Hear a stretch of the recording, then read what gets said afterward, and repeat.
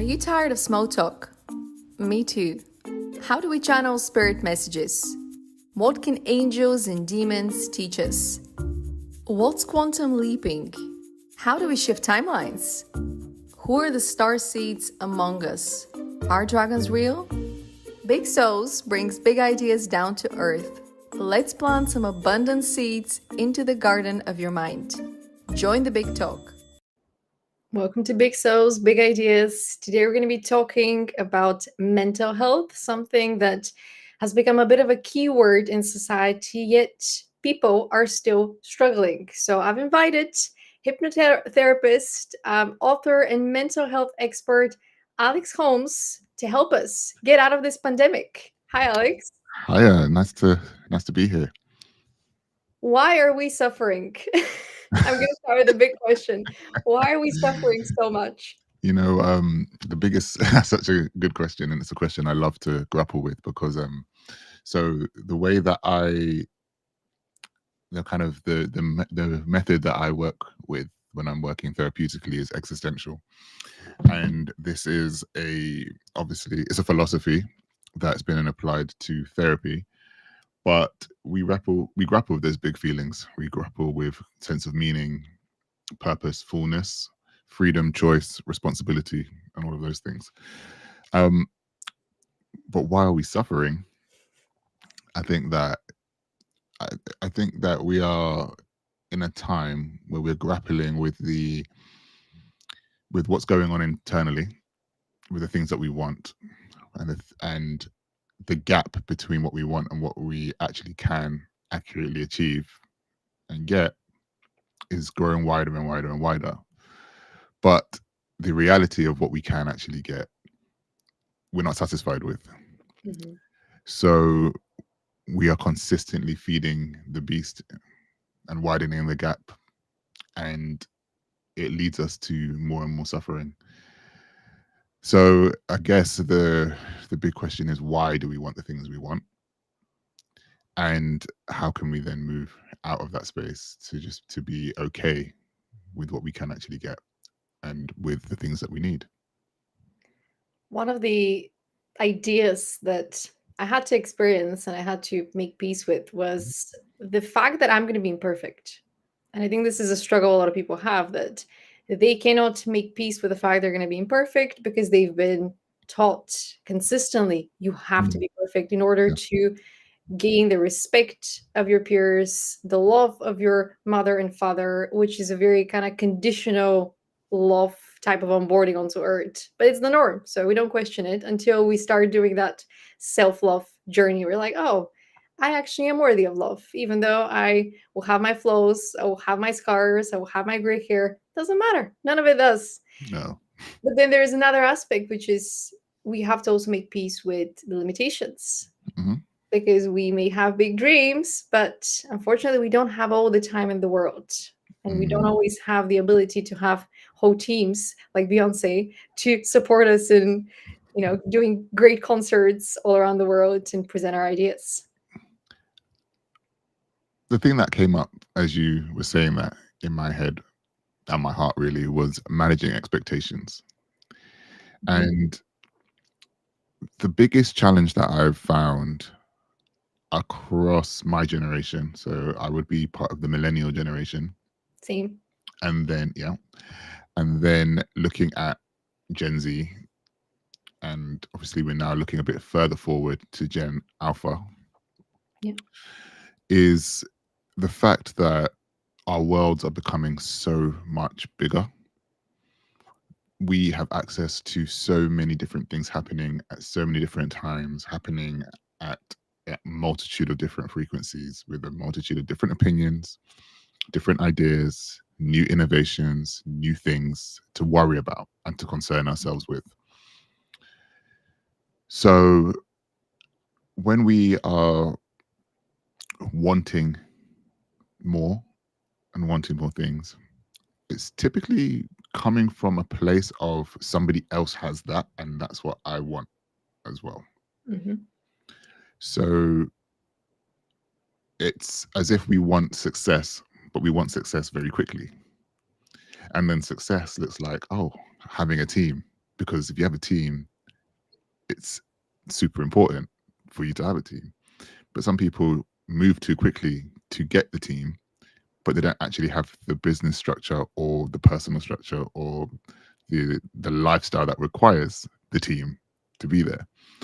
So therefore, there are too many variables happening at the time and at the pace for which you are actually going. So someone like, as you said, Beyonce needs a team.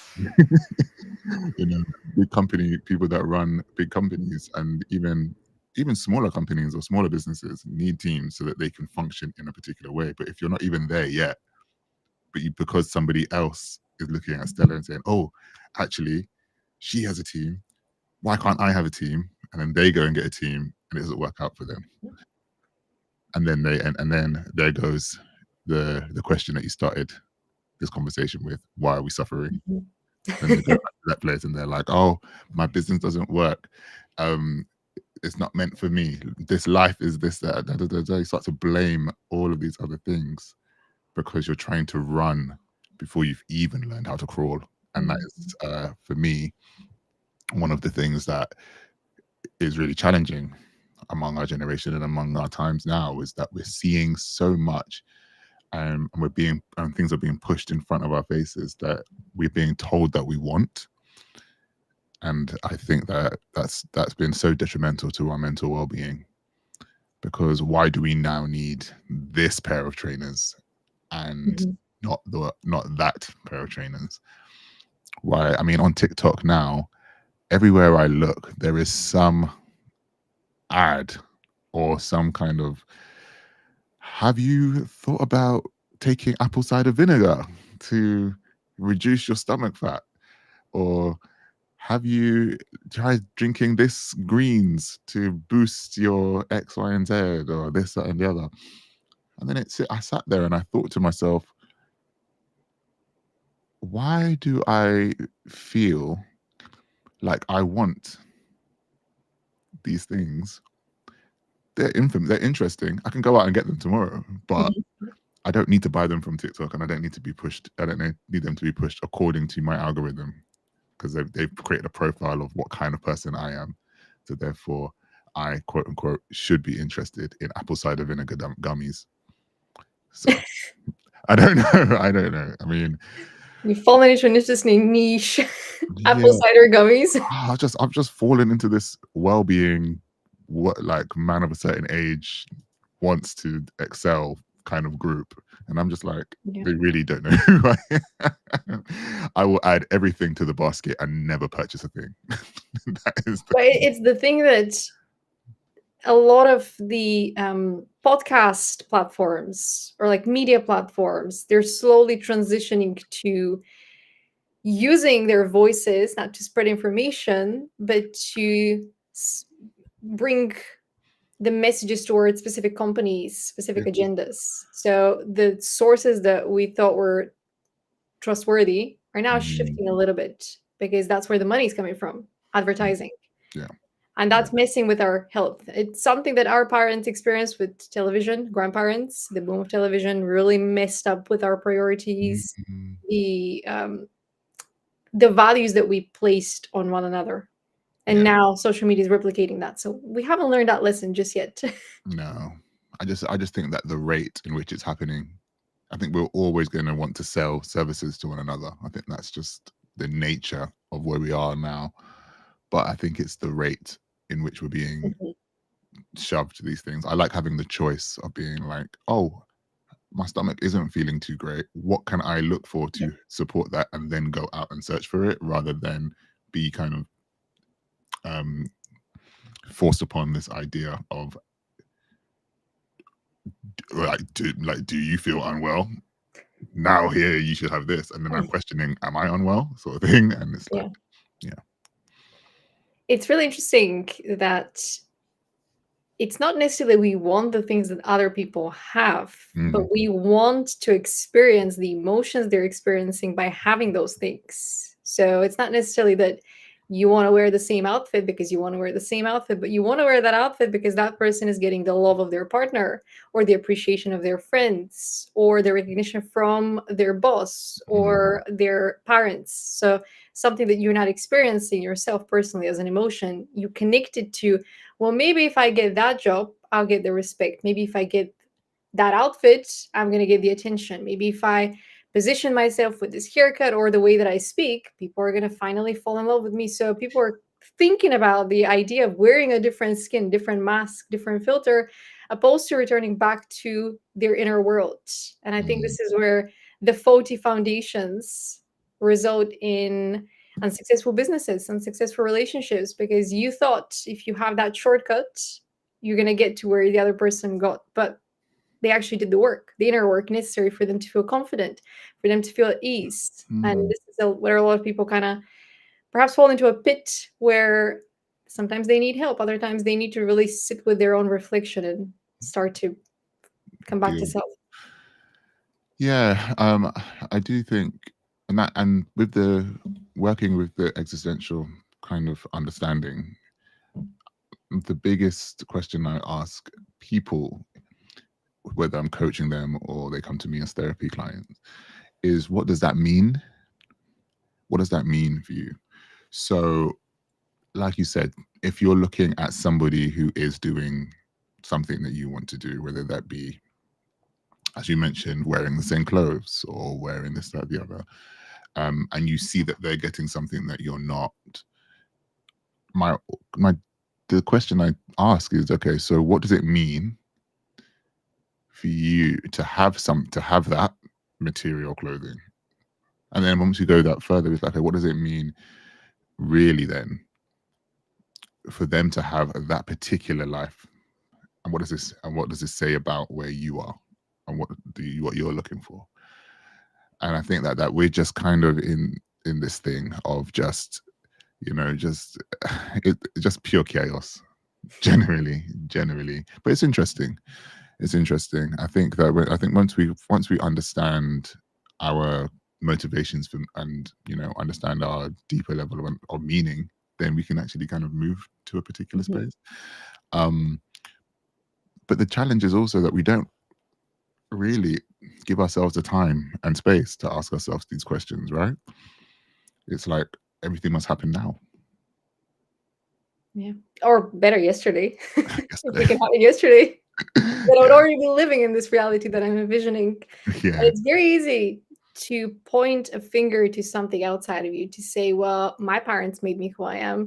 My boss is unfair. That's why I haven't gotten the promotion. Yeah, The president is at fault here for introducing these. We yeah. always can find something outside of us. And I think this is where the concept of mental health is coming into the picture and kind of bringing to mind, why is mental health so important? What is the role of mental health in us making sense of the world and our belonging in it? Hmm. Well, we live in our minds. So, and a lot of our health is attached to the way that we think and the patterns that we think in that particular way. I think the mind has a lot of power over the way that our body functions. I think if we sat down and we believed something for long enough, it could manifest itself in our physical life, in our physical body. That could be anything um, from particular illnesses to particular experiences and to what we're experiencing in the world. But mental health is so important because as human beings, it's not just our brains, it's how we relate to one another. It's the things that we believe about ourselves. It's the values we hold in our life. It's the ability to communicate our feelings, our thoughts, and our then actions to the world in a way that is accurately portraying what we want it to do. And when we travel down this path of not prioritizing our mental health, we see that in you see that play out in the way that we talk to one another. If we are taking the example of leadership, there is a book called Radical Acceptance, and there's another one by Tara Brach, but I can't remember what the other one is called. And in the book, she talks about like a 4-step process to recognizing where your emotions are and then working through that to get to the next place of accepting where that is at. But there is a case study in there that she brings up of just a manager who was going through his own personal stuff at home, relationship issues, angry within that. And in doing that, he would then project at work when somebody delivered something late or wasn't on time with something, going through the process in whatever the process that she gave through, and actually then beginning to sit down with the person that was bringing the stuff late and actually asking what was going on and then building a connection with what's happening. He found that there was more in common with the employee than he thought before, but he didn't actually acknowledge that. This is why mental health is so important. It's because we are relational beings. We are going to communicate with one another in one way, shape, or form. And everybody is in their own world. It's telling themselves their own story. It's experiencing the world from a very particular different lens. And I think that once we kind of get into a space of empathy and compassion and recognizing that somebody else is going through stuff, yes, we can understand that, we might not be in the best place, but emotional awareness is not just being aware of your emotions, it's also being aware of how your emotions is impacting somebody else and understanding what that is, So, but more times out of 10, we don't see that played out as a priority, especially if you live in London and especially, or big cities, wherever, and especially when you are in a rush to get to where you need to be next. You don't care about who you've pushed out the way. You don't care about who needs to sit down. And like when you're sitting down on the tube and it's packed, you don't care about somebody not necessarily knowing how the Oyster card machine works. You just want to get to where you go. Yeah, it's important. We are interconnected, but we keep forgetting it, We especially when the narratives in our mind are so loud. Yeah. And there's so much colored with emotions. You're angry at something, you're sad about something. Why is nobody seeing my pain, my anger? There is that wounded inner child, as I like to call it, that's kind of like wanting for acknowledgement, for attention. And because there is some unresolved trauma, you think to yourself, somebody outside of me needs to resolve that. Because at the level of the consciousness, there is still that little inner child within you that's waiting for the grown-ups, without you realizing that you're now the grown-up and you can reparent yourself at any point. But to rephrase the question, because we know that mental health is important, why is mental health more important in the current industries? Why has it been systematically toned down, watered down, and kind of just brushed to the side? I think it's because, nowadays, I would say that it's becoming more and more important. There are more companies that are, we've got the Headspaces, we've got the Better Helps, we've got Calm, we've got all of these new kind of well-being approaches. But I think it's because it's not trackable in the same way that physical health is. Physical health, you have particular markers. Is your heart health good? Is your blood work good? Are your joints working? Mobility wise, all of these other things. Are your eyes good? Are your teeth good? Like physical health, you can actively go out and prioritize your body in a sense. So therefore, they'll push things like what I was talking about earlier about the food and the supplements, and they'll push all of those things. I think when it comes to mental health, and this is just me, just kind of hypothesizing, and I don't know. There might actually be a different answer to any of these things, but this is just my guess, is that it's just harder to track whether somebody is emotionally well and how we sustain emotional wellness. And whether it's a reality or whether it's something that we should. What does emotional wellness look like to you versus what it looks like to me? You know, at what point is there a uniformity that comes with emotional wellness? So I think it's not prioritized because it's hard to understand. And I don't think we're at the point in human consciousness where we fully know what to do with it. With it. Yeah. All we can do is replicate the feelings. All we can do is say, oh, if you take this, it'll make you feel like that. If you do that, it'll make you feel like that. That's all we can do. I'm not sure how long these things can be sustained, because the true things that kind of lean into that mental health, yeah, the physical health stuff really is important for our mental well-being because it all works together. But we have to remember that there's elements of community that is important, who's around you, the kind of environment you're in, but also spirituality. And I mean that in the most general sense. Are we living in our purpose? Are we purpose driven? Is there something that is greater than us that we are looking for in a wider generalization of like the way the world works and the way the universe works, right? Like that stuff all kind of leads us to a general understanding, but also that there is this kind of, I don't know, I want to say joy in the imperfections, like what you mentioned earlier. Like, you know, like everyone is kind of striving for this perfection.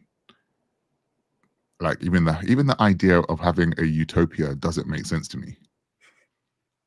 Like what does that even look like? What does that even look like? Like what does that look like? That looks different to you, I'm sure, than it does to me.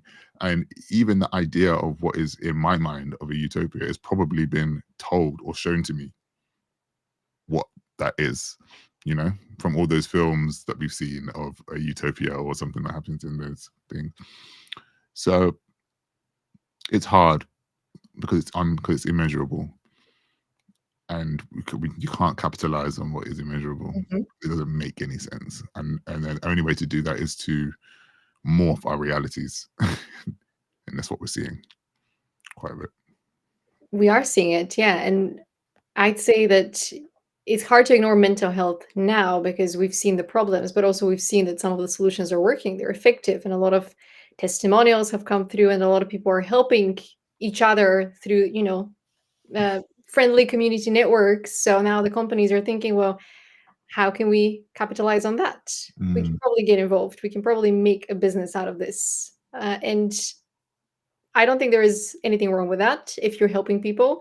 Mm. And the moment you start to help people, have conversations with them, pay attention to them, even if you have ill intentions, you're still going to help them because we are interconnected. So when we keep the flow of communication open to one another, we are still helping each other because we are proving to one another that we belong.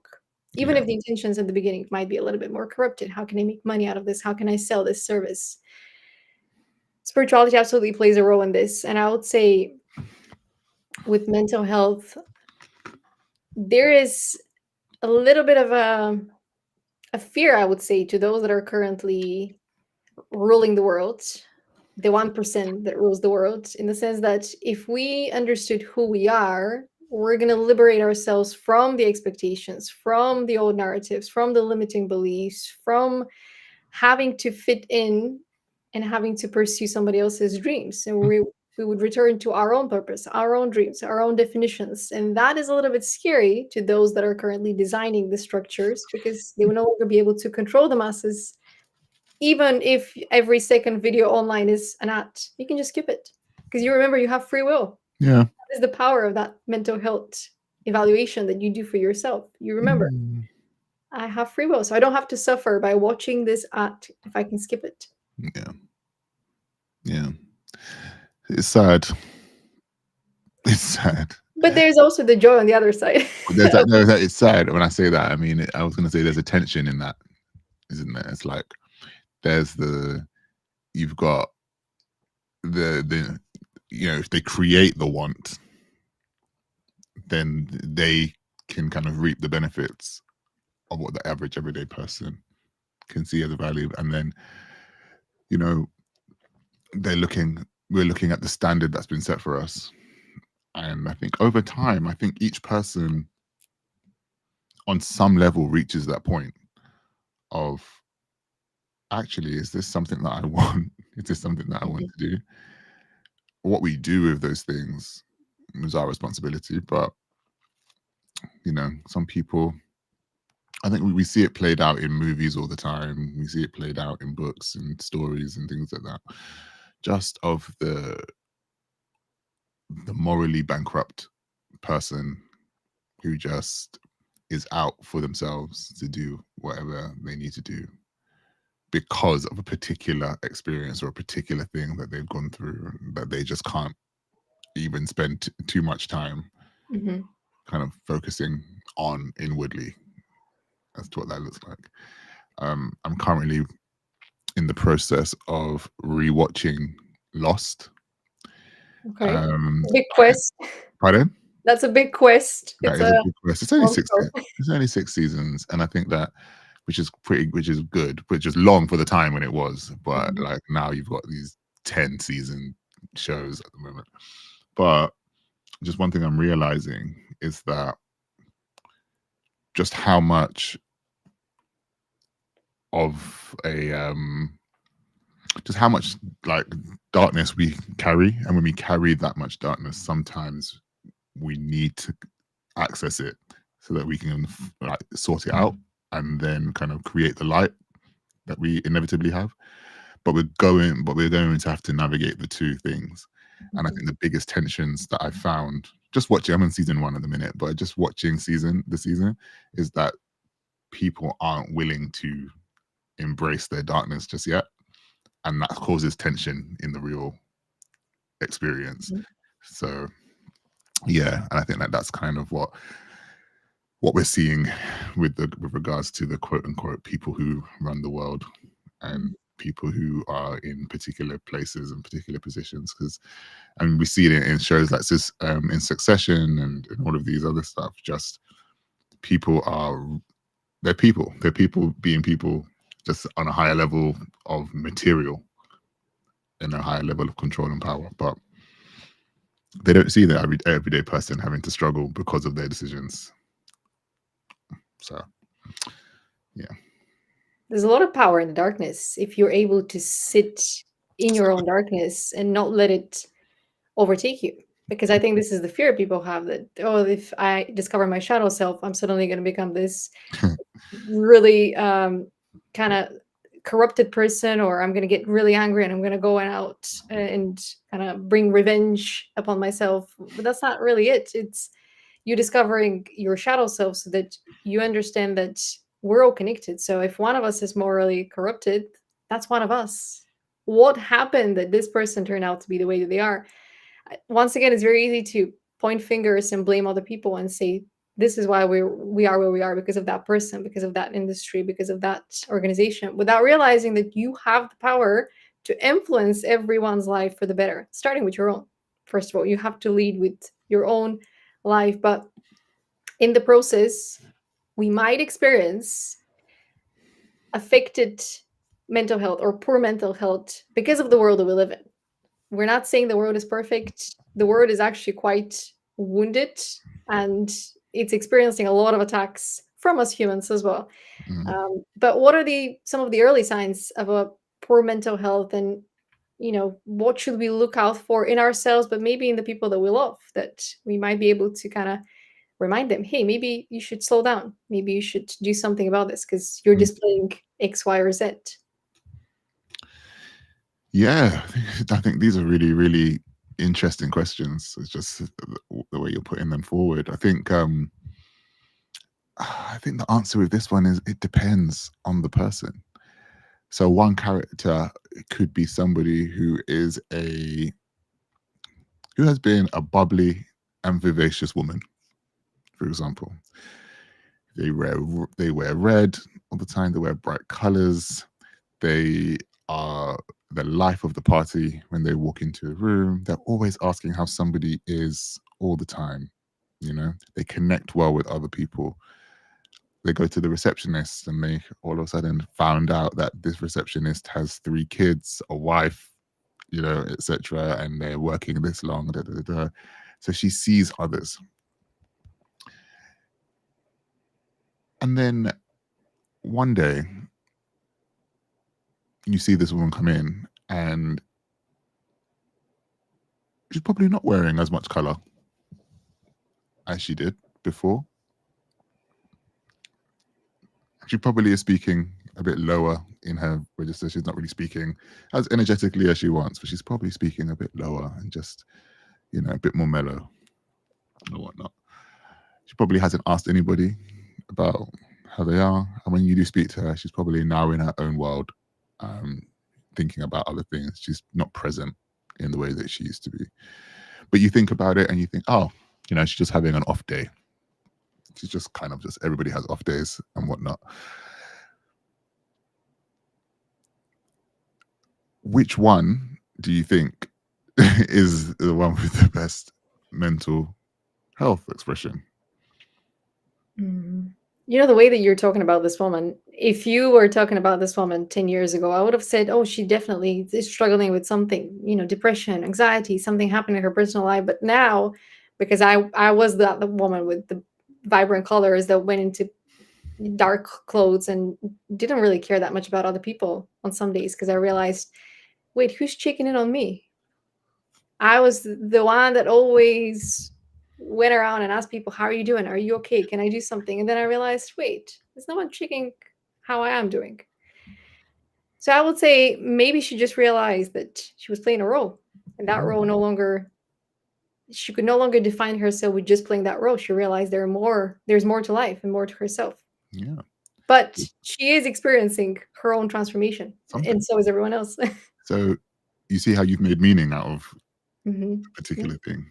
So the answer, that's why I'm like, you just don't know. She could have been covering up a lot of different parts of herself when she was wearing all that color. Everything's outward. Everything is, oh, okay, I want to make sure that they're okay. They're fine, like you said. And then there could be the fact that she just woke up and she just couldn't be bothered. Doesn't mean that she's any different. She just couldn't be bothered one day. Or it could be the fact that she probably has had a bit of a setback emotionally, but she has to show up today. But she's going to try and show up in the best way that she can. Or that's just her real self. And everybody's thinking, oh, what's wrong with you? And she's like, actually, this is actually who I am. I'm not trying to be anybody else in that particular way. I think that the point I'm kind of getting at is that we don't know necessarily, but I think that these things require questions. They require an inquisitive nature from other people, an inquisition, I should say. They inspire curiosity. They need people to ask others what's going on. I'm sure that if we dove deeper into that, we would find out that there was more happening. There was more to her. There was more to her life than that. But some of the key things around, like, say, depression and stuff, and just not wanting to do things that you enjoy,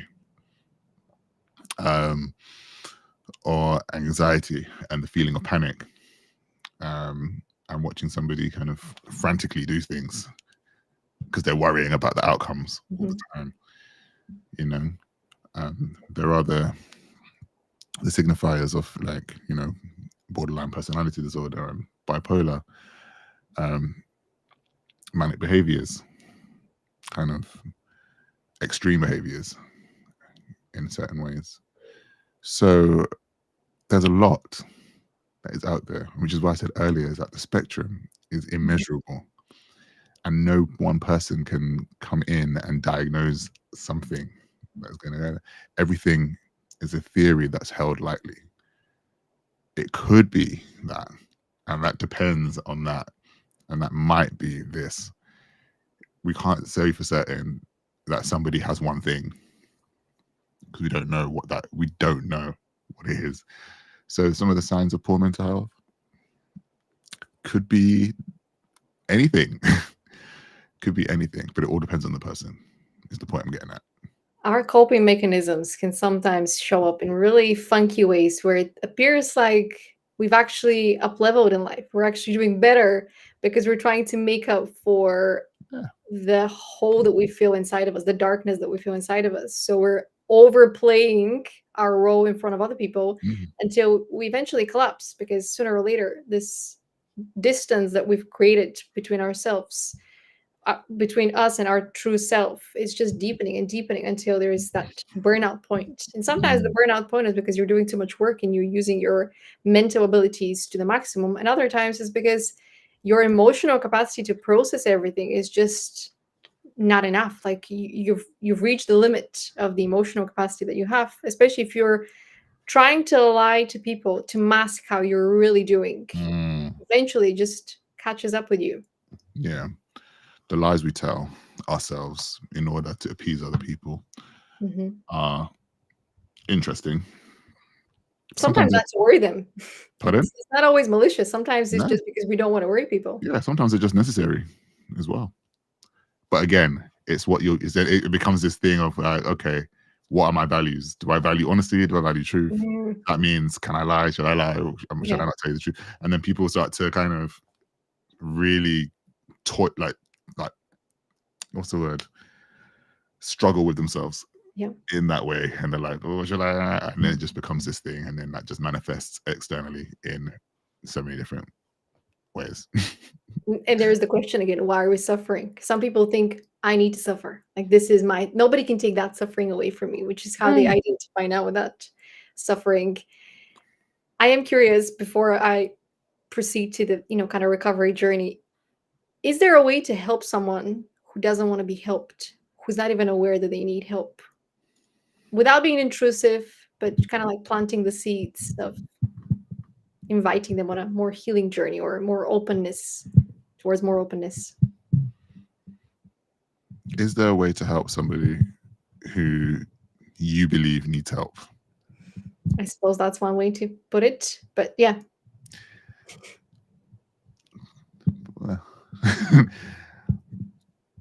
I don't know. My question is always like, so how do I know you need help? What has been said? So the thing with this is that I look at it from a perspective of how we are relating to one another. Okay. If my friends, for example, need help, if you know who your friends are and you know that the behaviors aren't matching up, then there is a way of communicating with your friends to figure out how you can then support them going through stuff. If they've been withdrawing lately, if they've not been kind of inquiring about other things, the things that they would usually do, if they've not actually, stepped into spaces where they would usually step in, for example, then I don't see the issue, unless there's an internal blockage that you have of you kind of going in and being like, hey, I noticed that you haven't spoken in a while. Do you want to meet up for X, Y, and Z? And we can have a chat. Do you want to go for a walk? Do you want to do something? Do you fancy a phone call? I can meet you at this time. Sometimes it's not even, you don't even have to be as explicit as I noticed something. It could just be a, hey, ain't spoken to you in a while. Let's go somewhere. Let's go catch up and talk. And then I tend to do that. I tend to bring it up in the moment when I'm there, just to kind of gauge get an idea. And I think my friends tend to do the same with me too. Same with family. Family comes with its own thing. Terms and conditions. So sometimes it's just not that with certain family members, and sometimes you have to be okay with that process. If it's safe to do so, or if it's something that will be received in the way that makes sense, like it's good for you, then yeah, do that. but it all depends. And sometimes it's on the onus of the other person as well. I was talking to my friend about this recently, and we've been talking about friendships quite a bit. And there was a conversation around ownership of showing up as friends. Sorry, like showing up, and what does that mean? And my friend made a point of that. There was somebody on their Instagram who put in the story of just saying their grandparent has just passed away. Sorry if they haven't reached out to anybody, but how they can support me, how you can support me in this moment is just by giving me a call this evening, or how you can support me right now is by sending me a fruit or something like that, just something, or just doing whatever. That person established what they need from their friends at that particular time. And it might be something very different to what you're used to doing when somebody is going through a grieving process. Everybody asks these questions of, oh, let me know how I can help. What can I do? And then that just kind of puts somebody in a position of, I don't know what you can do. What does that even, like, I don't even know if I should burden you with my issues or my trouble right now, but okay. This is just something that everybody says, right? Yeah. Let me know how I can help. Let me know what I can do. Let me know if you need me. Let me know. And I'm like, well, what can I do? I'm already emotionally going up in all these different things. And a lot of the responses I've seen is that just do the thing. Send the thing. Like, send the food. Bring the food round if that's something that you can do. That's one thing. That's taking action. That's taking accountability for the thing.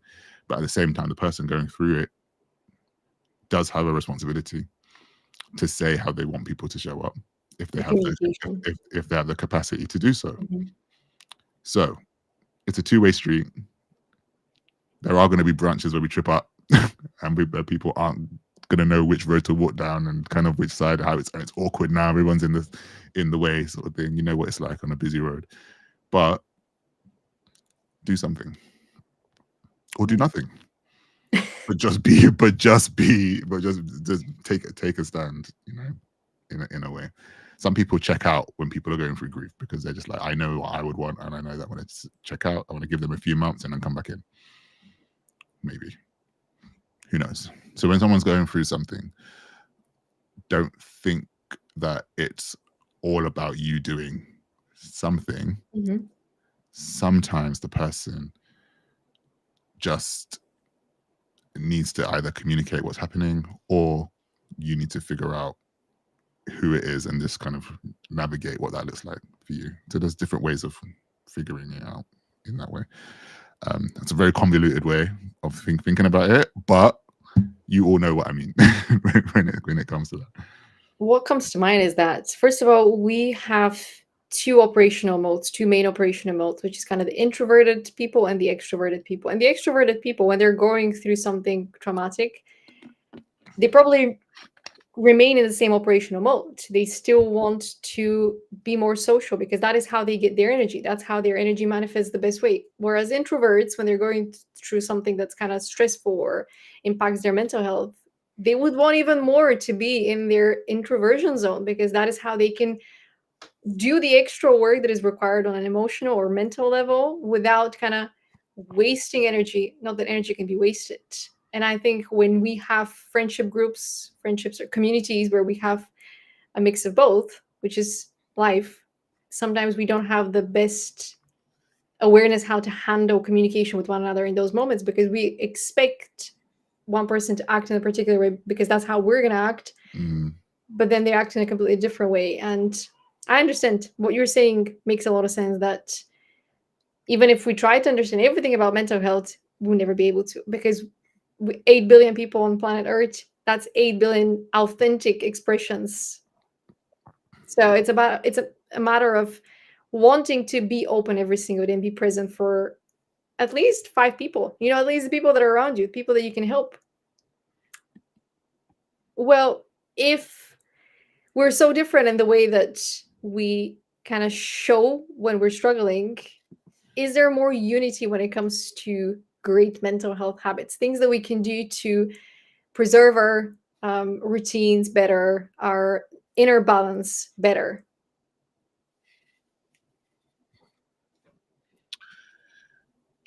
Hmm. I think I think that by taking time for ourselves and taking stock of what's going on with us, we can show up in an authentic way. I do also think that,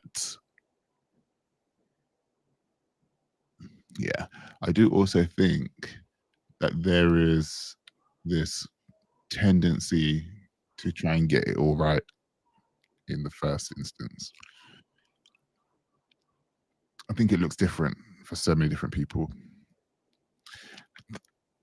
One of the things that I do feel is really overlooked, especially when working with men, is this idea of community, um, and what community looks like for one another. Joining clubs, being part of groups, having discussions, having something to look forward to in a week, you know, diversifying your week, meeting and moving around, talking to other people, having conversations that you probably, you know, that aren't online or whatnot, but you just want to just go into space with others and really connect, and then building friendships and building connections. Um, if I'm speaking for myself, because I can only really speak from my perspective of what I would be doing, but because I spend a lot of time with others, one on one, in person, groups, etc., conversations like this, yada yada.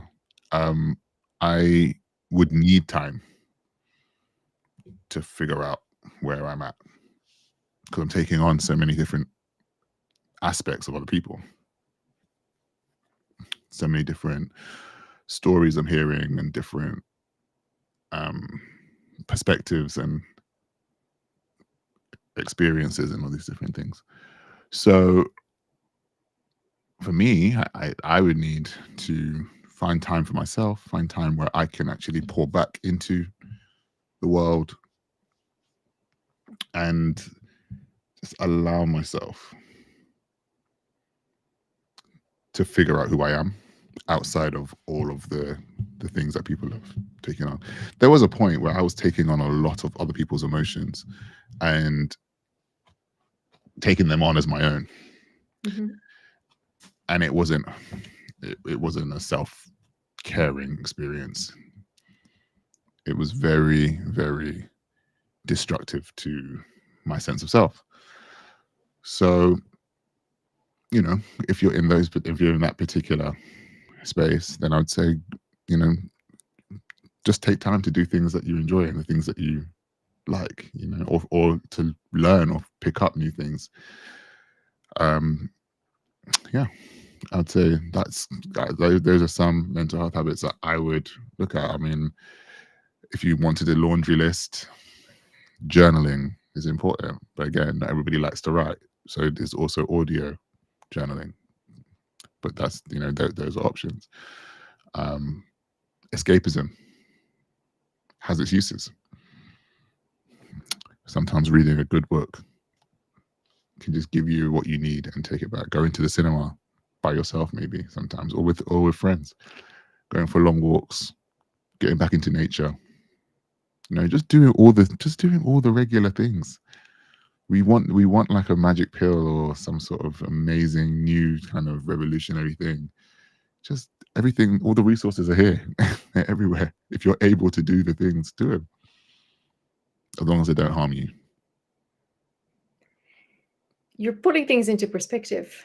Because the more you're talking, the more I'm almost giving myself permission to transform. And I think this is where a lot of people get stuck in life. They don't Mm, allow ourselves to change, and they don't allow their friends to change, their environment to change, and they get attached to a particular version of life they want to experience forever, which is impossible. And that adds to their suffering because they Yeah. think, oh, I remember the good old days, or I thought my life is going to look one way and it doesn't. And it just creates unnecessary overwhelm for their processing operational system and processing system. But there is great beauty in allowing yourself to continuously transform and lead with that curiosity and admire the little things. And they're going to change all the time, especially if you spend time in nature. Every single day, you're going to notice something new, a new bird. The leaves going to change colors. Giving ourselves that space to grow and bloom and blossom and change. The trees sometimes lose all of their beauty in terms of, the leaves. Yeah. Sometimes that happens to us too. That's okay. We're not any less worthy, any less worthy of support, help, love. Yeah. I left social media. When I say left social media, I left Twitter and Instagram within the past 5 years. I'm obviously still on LinkedIn, but I don't really have much of an emotional connection to TikTok. So those are my only spaces really. I'm online. Outside of that, I have my podcast and I have my newsletter, and I just You do quite a lot compared to right. an So offline person. comparatively, Yeah. I do things online, but I don't necessarily do things. I'm not necessarily just on Mhm. the spaces, right? But I think once I found that I wasn't, and I have none of those apps on my phone, by the way. And once I found that once I leave the house and don't have my computer on me in my hand or whatever, I am now looking up and around at things. So it's autumn here. The trees are bare. The leaves are on the ground, and I'm like, oh, the leaves are on the ground. And it's just a simple, just reflection, just a Mhm. simple thing, just to think, it's autumn. We just had summer. Spring was spring was before, winter was before, and we had autumn last year. We're back here again. Sometimes there's a mirror in our hallway before I leave the house, and I look at it and I'm just like, you're getting older. You are, but like, okay. This is the same face you've seen all your life. Like, what are you? It's just like I'm not, and I've noticed people are just so like consumed with looking down. As they leave in the house, they're looking at their phone as they leave. They're trying to figure out the time for this, that, and the other, and they're trying to find their keys, and they're trying to get out, and they're not looking at anything. Mhm. Like, just sometimes it's okay just to look and just check these things at a time where it's okay to check them, but you can't try and do everything all at once. Yeah. So. And there's something to be said about podcasts and audiobooks in particular, because I'm one of those people that would always leave the house first thing, put some music. Yeah, I need sometimes to have my soundtrack for my walk. But there was a point in my life where I would also try to fit in all the podcasts and all the ideas and be like, okay, now I have 30 minutes of walking. I can fit this in. Yeah. But do you really want to, or do you need a break? And even with that, as somebody who I listen to podcasts all the time, I listen to audio all the time. There's always something going on, right?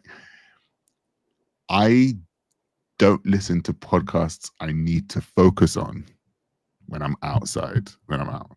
It's usually just conversational podcasts that are just on, that I can laugh at, that I can just listen to. And then, I don't need to, it's not like a news podcast or a factual or historical fiction podcast or something that would require me to think, oh, let me make a note on that kind of thing. It's just, I'm just listening to just things happening in a different space at the time. And I think that helps because I'm not trying to focus on it. I'm just like, just listening to what's being said. And if something catches my ear because it's just funny, I'll probably be like, or rewind it a little bit so I can hear the full context. So I usually just tune out because I'm like, just getting on with the world.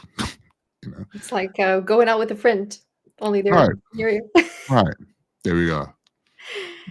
Company for the journey. Absolutely, yeah. We should have a great relationship with ourselves first, but when we do that, it's okay to also befriend the rest of the world. And sometimes our friends can be podcast companionship buddies. Absolutely. My final question to you, which is, kind of acknowledging also that you've created a really safe space for conversations with Time to Talk, and you're providing a safe space for a lot of new stories to be heard, stories that might have otherwise been lost in time. How can we each support each other? How can we each create space for one another in a better way without having to sacrifice our own boundaries, our own needs, but just, maybe 5 minutes a day, we just create that extra space for others? Know that there is always going to be a risk. You said something very interesting that made me laugh a little bit internally when you said without risking our own boundaries, without risking our own X, Y, and Z. Sometimes we have to. Sometimes, but we don't know. If we go in with walls up, we're already kind of stopping ourselves from connecting with other people. But sometimes, you just have to just go into the space and just create it. See what happens. That's the magic of creating space. You don't know who's going to turn up. So I create men's groups, for example, from men's mental health groups, right? And I do hold space for a multitude of groups, multi-gender, multi-experience. I have no idea who's going to walk into that room at all, and where they've come from, what their experience is, who their mother was, how many children they've got, what their boss said to them that morning. Did they get pushed over when they were in the street before they got here? I don't know. And I may make a joke about someone being pushed over in the circle, and then they all of a sudden get offended and upset. And I'm like, what's all that about?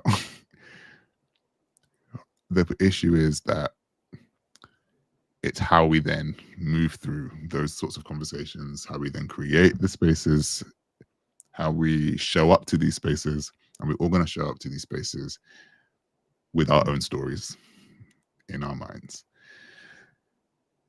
The thing that I have is that I'm probably a bit more skilled and because over time I've been able to manage a space. So I can just go into it and just be like, yeah, I apologize. This is just not what I expected to do. But you have to be able to be open to risk, offending someone or upsetting somebody. But at the same time, you're open to risking somebody becoming really attracted to what you're saying, or someone becoming really enamored with the way you think and the way you like. So you're open to that kind of risk, but you're never open to the other kind of risk. And I think that we need to just get a bit better at understanding that it's nothing. Some things just aren't always going to go our way.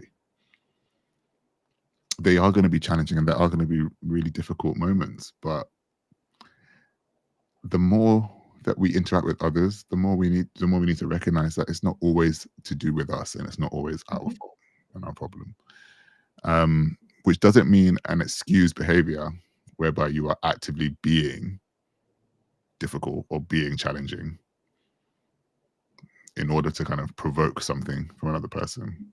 Because you also have to remember, like I said, it's not always the other person, but if you are the other person, then it is you. Do you see what I mean? So it's just understanding kind of what that looks like. But yeah, I think that we need to get better at kind of holding community and hosting community and being in community with one another. I think more and more now in this kind of really tense political climate that we're in globally, where division is so prevalent, everyone's being pitted against one another in a particular way. I think we just need to be able to kind of hold attention and sit with others. Yeah, and I'm hoping that there are going to be changes around in that way. And I really do hope that people kind of lean into the human aspect of what it means to be with other people that probably don't think or look like you, but have experiences too. So not so much a recommendation, but more so a hope, I feel. Yeah.